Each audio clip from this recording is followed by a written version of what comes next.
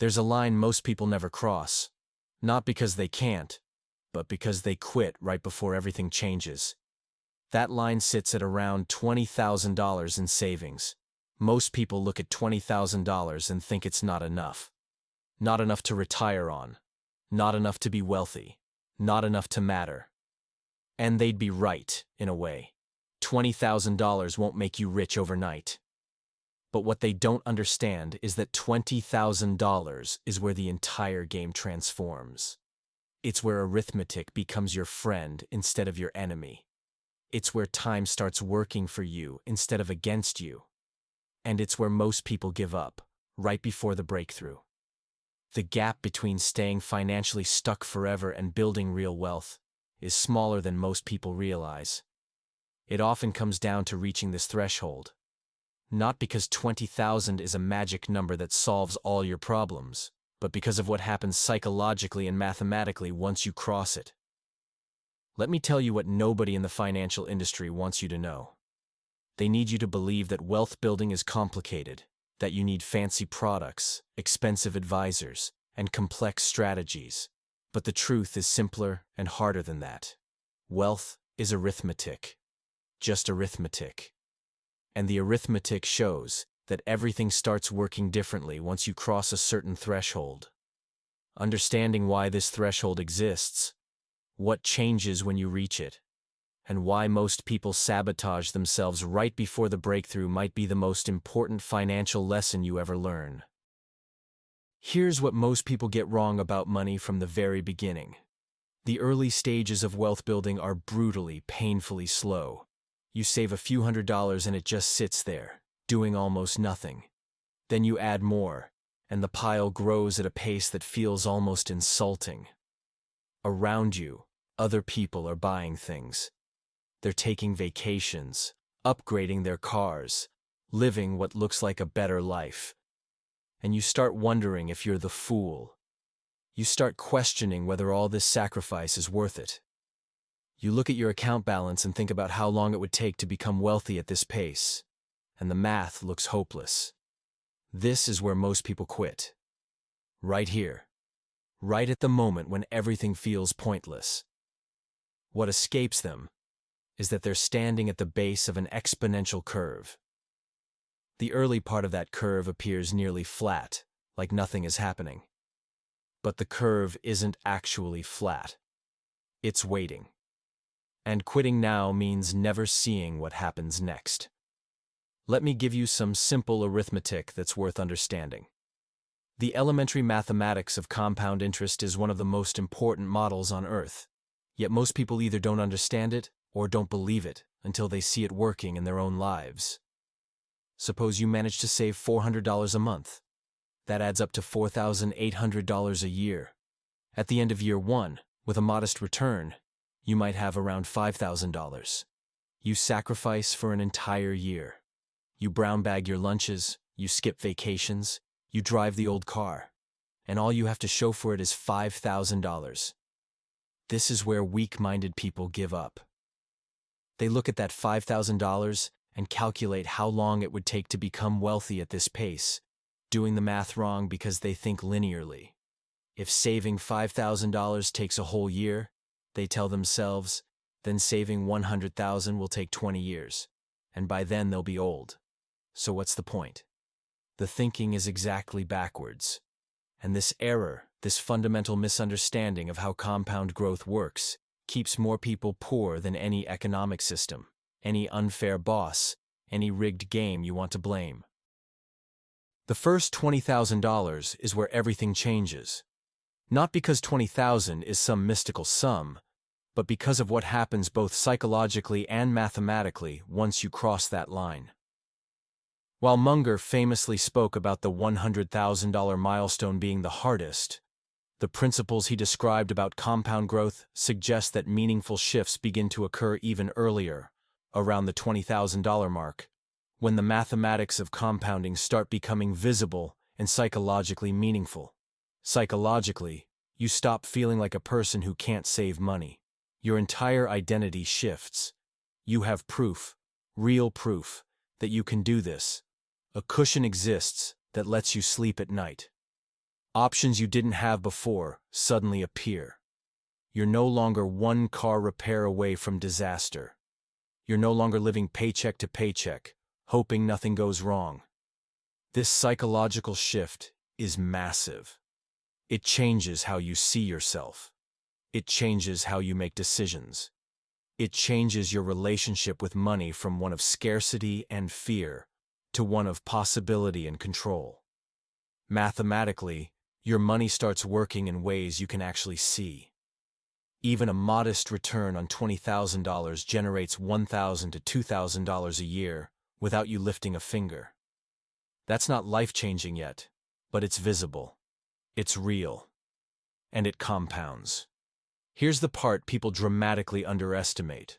The returns on your money start approaching, then matching, then exceeding what you can add through savings alone. With $1,000 saved, a 10% return produces $100, which is almost meaningless. With $20,000 saved, that same 10% return produces $2,000, which is approaching half of what you might save from your salary that year, if you're putting away $400 per month.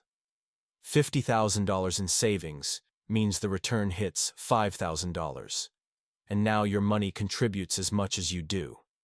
$100,000 in savings produces $10,000 in returns. And now your money works harder than you can work, assuming you're saving around $10,000 per year from your income. This is the great secret of wealth. The first portion requires almost entirely your sacrifice, with you doing all the work while your money does almost nothing. But a crossover point arrives where your money starts carrying more and more of the load, and you can ease off the gas pedal a little bit. Most people never reach this crossover point because they quit during the hard part. They quit when they're doing all the work and their money is doing nothing. They look at the math and can't imagine how this slow crawl could ever turn into real wealth. But the math doesn't lie. The curve is exponential, with the early part flat and the later part steep. And nobody gets to the steep part without surviving the flat part first.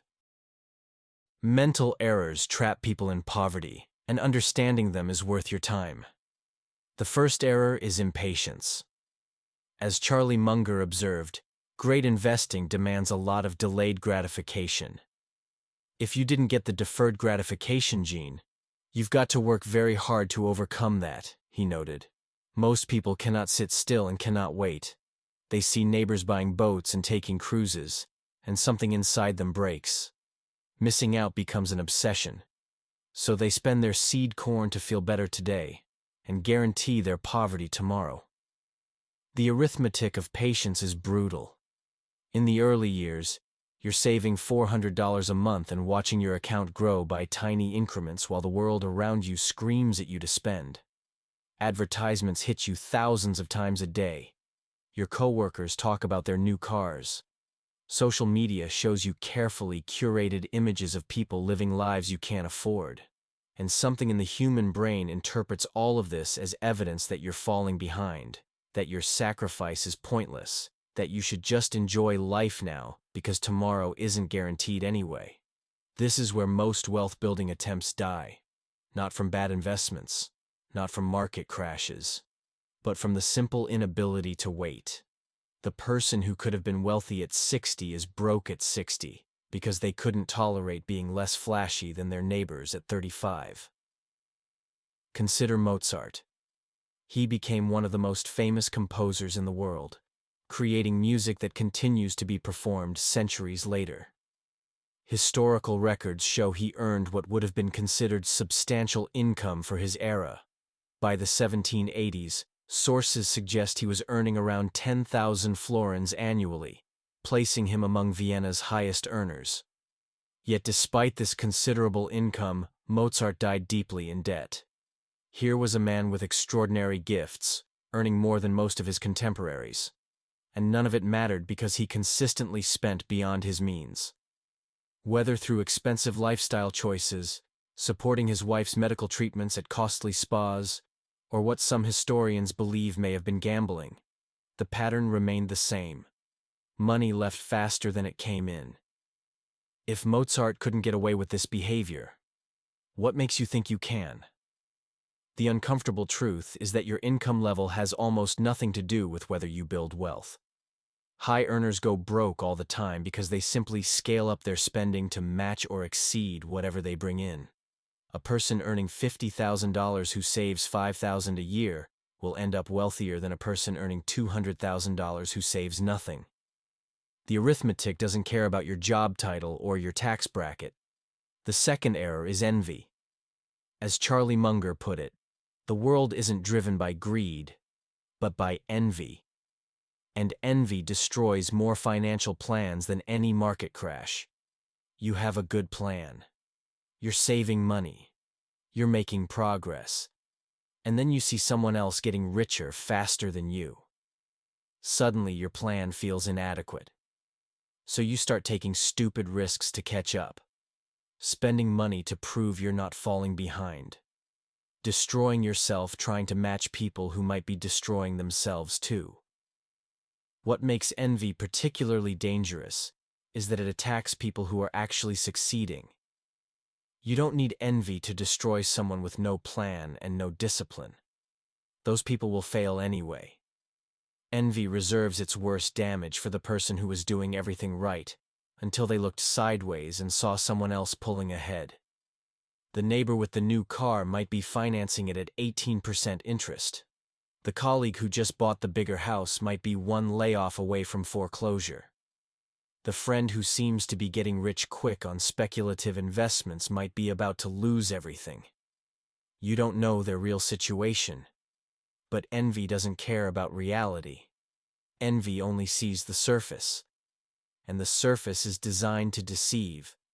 Someone will always be getting richer faster than you. This is not a tragedy. The tragedy is letting that fact derail your own progress. As Munger framed it, envy is a really stupid sin, because it's the only one you could never possibly have any fun at. There's a lot of pain and no fun, he said. With gluttony, at least you get to enjoy the meal. With lust, at least some pleasure is involved. But envy just leaves you sitting there feeling miserable about someone else's success, getting nothing out of it except misery. Think about what envy actually accomplishes. It makes you feel terrible. It pushes you toward bad decisions. It poisons your satisfaction with your own progress. And it gives you absolutely nothing in return. Munger conquered envy in his own life many years ago. As he said, "Nobody gets my envy, and I don't give a damn what somebody else has." This mental shift alone is worth millions of dollars over a lifetime. When you stop measuring yourself against others and start measuring yourself against your own plan, your own goals, your own timeline, the psychological pressure evaporates. You can watch someone else get rich without feeling diminished. You can stick to your strategy without second-guessing every decision. You can enjoy your own progress without constantly comparing it to someone else's highlight reel. The third error is self-pity. Munger was direct about this. Envy, resentment, revenge, and self-pity are disastrous modes of thought, he warned. Self-pity gets pretty close to paranoia, which is one of the very hardest things to reverse. Every time you find yourself drifting into self-pity, regardless of the cause, stop it immediately. Your child could be dying and self-pity still won't improve the situation. It will only paralyze you and make you weaker. And weakness is not what builds wealth. Inversion is one of the most powerful mental tools for getting rich, and almost nobody uses it. Most people think about success by asking what they need to do to get rich. But that's the wrong question. The right question is, what would guarantee staying poor forever? And how can those things be avoided? As Munger liked to say, all I want to know is where I'm going to die, so I'll never go there. What guarantees financial failure? The answers become obvious once you bother to list them. Spending more than you earn is guaranteed failure. Not saving anything is guaranteed failure. Taking on high-interest debt, especially credit card debt, is guaranteed failure. Once you get into debt, getting out is hell. You can't get ahead paying 18% interest. Being unreliable, showing up late, breaking promises, and not finishing what you start guarantees that nobody will want to work with you, promote you, or invest in you. Using drugs or alcohol excessively impairs your judgment and erodes your earning power. Feeling sorry for yourself makes you passive when you need to be active. Acting on envy makes you take stupid risks and spend money you should be saving. Once you've identified all the behaviors that guarantee failure, the strategy becomes simple. Don't do those things. As Munger observed in his characteristic way, remarkable long-term advantage comes from trying to be consistently not stupid instead of trying to be very intelligent. People are trying to be smart, he said. All I'm trying to do is not be idiotic. But that's harder than most people think. A principle that seems obvious but gets almost universally ignored deserves attention here. Spend less than you make. Always be saving something. Put it into a tax-deferred account, and over time it will begin to amount to something. This is such a no-brainer. The simplicity is striking. Spend less than you earn. Invest shrewdly. Avoid toxic people and toxic activities. Keep learning all your life and do a lot of deferred gratification because you prefer life that way. Doing all those things makes success almost certain. Not doing them means you're going to need a lot of luck. So what actually happens after you cross the $20,000 threshold? What changes make the journey to $50,000, then $100,000, then wealth so much faster? First, you have momentum. Real, tangible momentum that you can see and feel. Your account doesn't feel fragile anymore. A small emergency won't wipe you out. You have options. Second, your confidence grows. You've proven to yourself that you can do this. That proof changes everything. It changes how you think about money. It changes how you make decisions. It changes your relationship with sacrifice because you can see that the sacrifice leads somewhere real. Third, the mathematics start working for you instead of against you. With $20,000 invested at a 7% return, you're earning $1,400 a year while you sleep. That's meaningful. That's real money that buys real things or gets reinvested to grow even more. Fourth, opportunities start appearing. Once you have capital, doors open that are invisible to people without capital. You can take advantage of market downturns. You can invest in opportunities that require a minimum investment. You can weather short-term losses because you're not desperate. Capital attracts opportunity, and opportunity generates more capital. The rich get richer not because the system is unfair, but because having money allows you to make more money in ways that aren't available when you're broke. Getting to the first $100,000 from a standing start with no seed money is what Munger identified as the most difficult part of building wealth. As he famously put it at a Berkshire Hathaway meeting in the late 1990s, the first $100,000 is a bitch, but you gotta do it. He didn't mince words.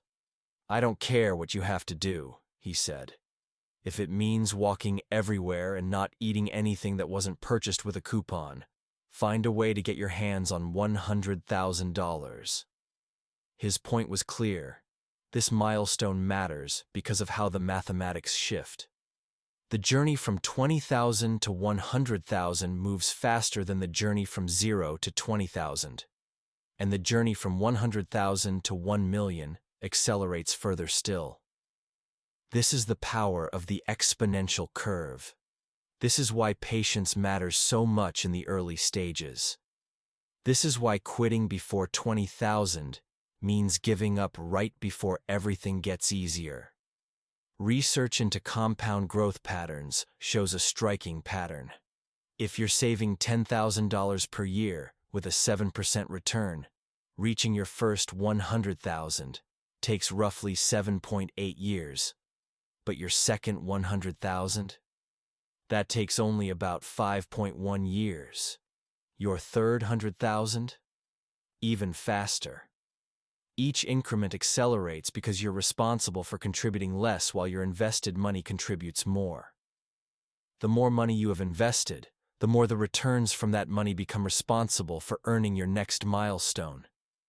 At 100,000 invested, a 7% return generates $7,000 a year. At 200,000, it generates 14,000. At 500,000, it generates 35,000. Your money starts doing more work than you can possibly do through saving alone. This is why Munger emphasized that first 100,000 so strongly.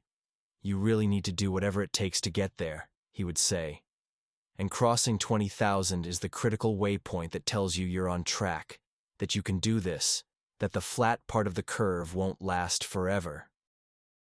Something about leverage needs to be understood, because this is where smart people destroy themselves. As Munger warned, 3 ways exist for smart people to go broke: liquor, ladies, and leverage, with leverage being the worst. The pattern repeats over and over. A person accumulates some wealth and then gets impatient, wanting to speed up the process.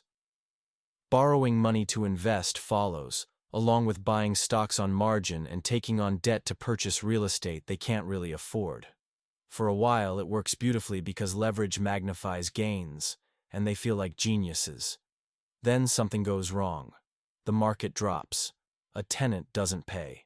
An unexpected expense hits, and suddenly leverage is magnifying losses.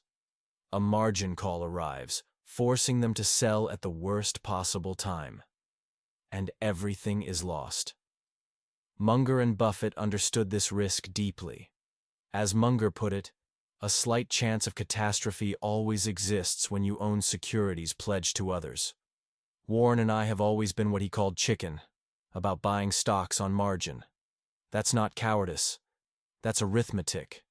The expected value of using leverage might be positive, but the risk of ruin makes it not worth it. Getting rich only needs to happen once, not 4 times. The beauty of building wealth the slow way is that you only have to do it once.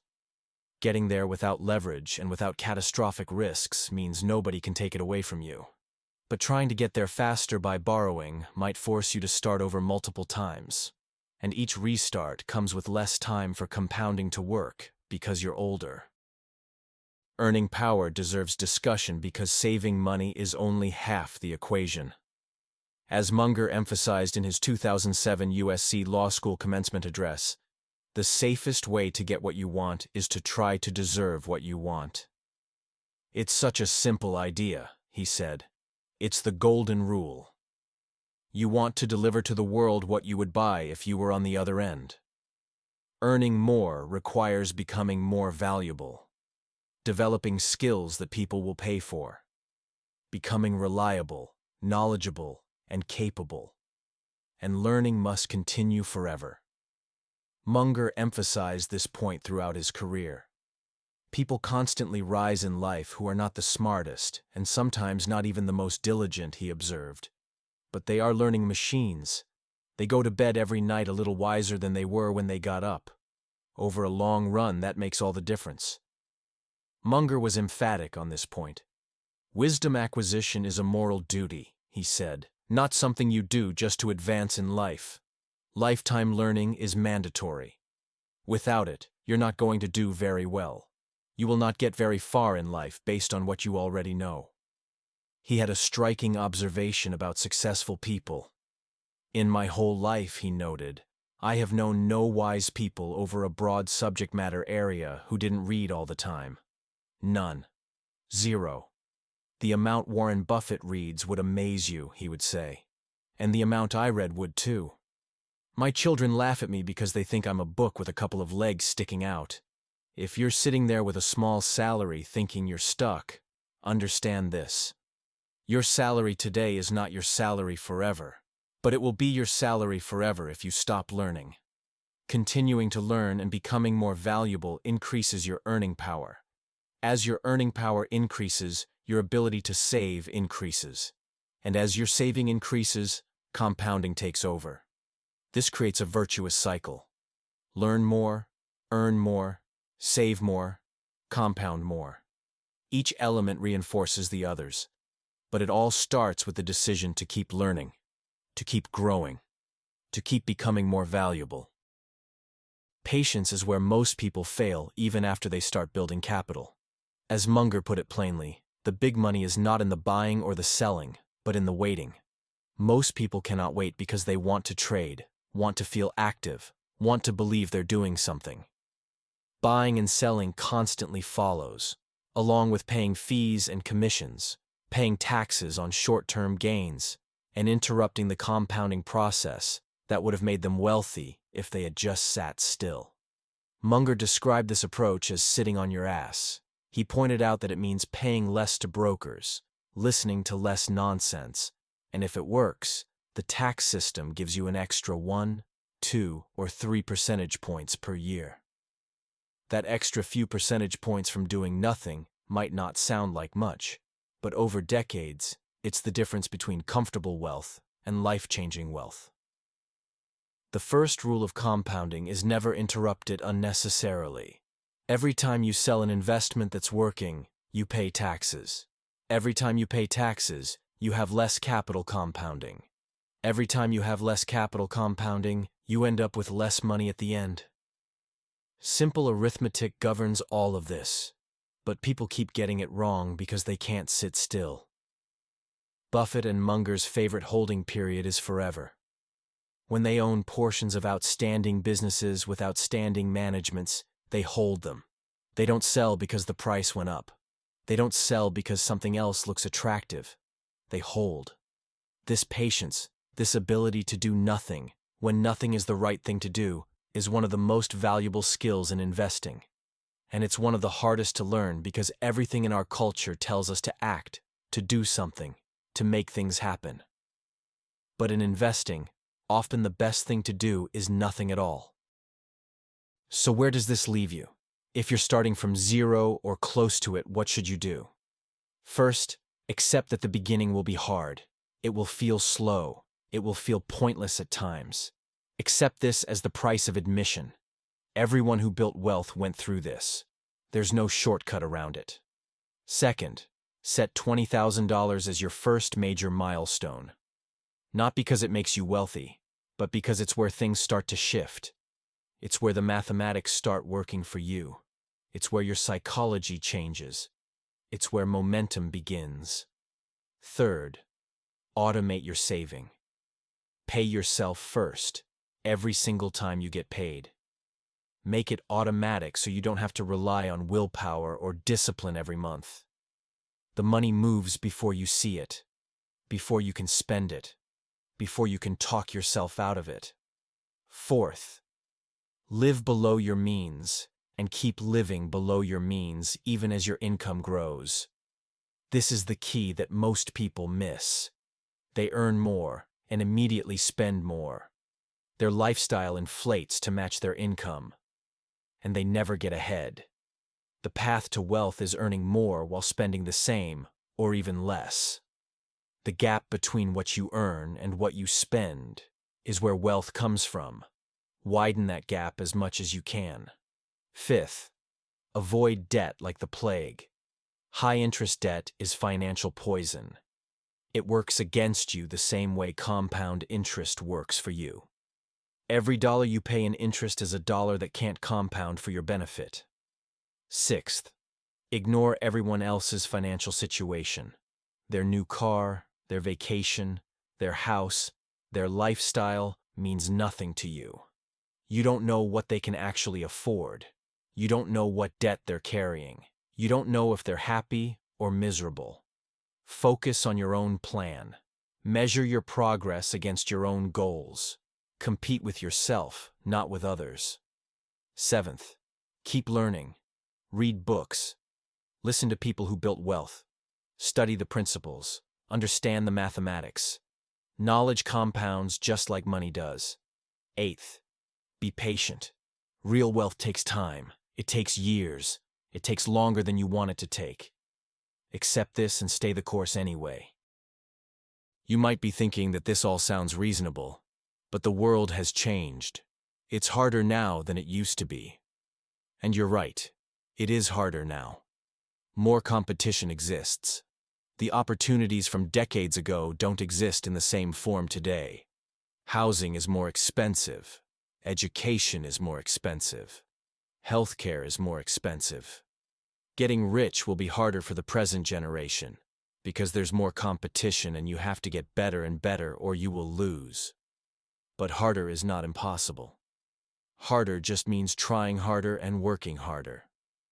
The fundamental arithmetic of wealth hasn't changed. Compounding still works the same way. The psychology of success hasn't changed either. Patience, discipline, and continuous learning still work. The people who will build wealth in this generation will be the ones who accept that it's harder and do the work anyway. They won't sit around complaining that previous generations had it easier. They'll focus on what they can control and execute. What happens after building wealth needs to be understood because without understanding it, the point of the whole exercise might not be clear. Munger reflected on this candidly in various interviews and speeches. Like Warren, he said, "A considerable passion to get rich existed in me. Not because fancy cars appealed to me, but because independence did. I desperately wanted it. The idea of having to send invoices to other people seemed undignified to him. The point of getting rich is not accumulating possessions. The point is freedom. Not needing other people. Being able to make your own choices without asking anyone's permission. Being broke means taking whatever job you can get, putting up with whatever conditions exist, unable to say no because you need the paycheck. You're not living your life, but whatever life your financial situation allows. Having capital changes everything. Saying no becomes possible. Waiting for the right opportunity instead of grabbing the first one becomes an option. Taking calculated risks, weathering bad periods without panic, and thinking long-term because you're not desperate short-term all become available. This is what changes after $20,000.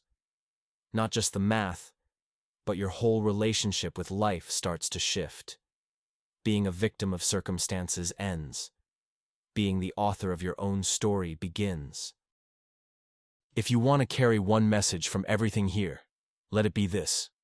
The old virtues work. They're not exciting. They're not sexy. They're not new. But they work. Spend less than you earn. Work hard. Keep learning. Be reliable. Be patient. Avoid debt. Avoid envy. Avoid self-pity. Find good partners. Stay within your circle of competence. Don't do stupid things. None of this is complicated, but all of it is difficult.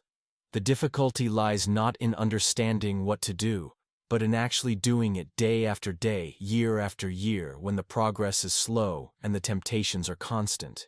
The first 20,000 will be hard. You'll wonder if it's worth it. The temptation to spend it on something that makes you feel better today will arise. You'll watch other people who seem to be living larger lives on credit. Ignore all of that and stay the course. Because once you cross 20,000, something starts to shift. Proof that you can do this exists. Your money starts earning enough that you can see it, and the psychology of scarcity begins to lift. Then comes the push toward 50,000, and your money contributes meaningfully to its own growth. Then comes the push toward 100,000, and you can ease off the gas a little because your money works almost as hard as you do. And beyond that, the curve steepens dramatically.